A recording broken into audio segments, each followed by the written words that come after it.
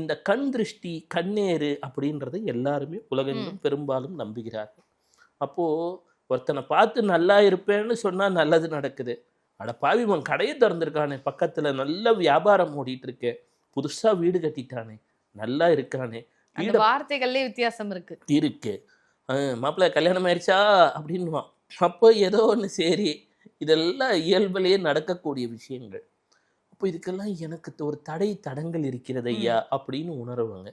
சிலர் ஏதோ எனக்கு தெரியாமல் ஒரு செய்வினை ஏவல் தோஷம் போன்ற சிவசிவா ஏதோ ஒன்று செஞ்சுட்டாங்கன்னு பயப்படுறவங்க இதெல்லாம் இருக்காங்க. சிலருக்கோ தூங்கும் பொழுது கனவுகள் ஏதோ ஒரு துர்க்கனவுகள், என்னன்னே தெரியறதில்ல சார், ராத்திரி ஏதோ கெட்ட கெட்ட கனவா வருது, நிம்மதியா என்னால் தூங்க முடியல. மற்ற சிலரோ ஏதோ ஒரு பயம் அப்படின்ற ஒரு உணர்ச்சியும் உண்டு. இதுலேயுமே ஒரு வித்தியாசம் உண்டு. நிறைய பேருக்கு பில்லி ஏவல் சூன்யம்லாம் சொல்கிறானுங்களே தவிர இதோட டிஃப்ரென்ஸ் கிளாஸிஃபிகேஷன் எப்படி சொல்லுவாங்கன்னா, ஒரு வாயில்லா பிராணியின் ஆத்மாவை அடுத்தவர்களுக்குள் அனுப்பிச்சிட்டாங்கன்னு சொன்னால் அவங்களுக்குள்ள ஒரு பய உணர்ச்சி வந்துடுமா. இப்படியெல்லாம் ஒன்று உண்டா இல்லையான்றது வருங்கால விஞ்ஞானம் தான் சொல்லணும். ஆனால் இப்படியெல்லாம் ஒரு நம்பிக்கைகள் இருக்கிறது, இப்படி புரிஞ்சுக்கணும். அப்போ அது இருக்கிறதுலே கொடிய வகை மேஜிக்குன்னுவாங்க. அதெல்லாம் நம்ம இந்த படத்தில் பார்த்துருப்போம்ல, ஜாம்பி, அதெல்லாம் இப்போ கூட அனபல் டால் ஏதோ சொல்லிட்டு இருந்தோம்.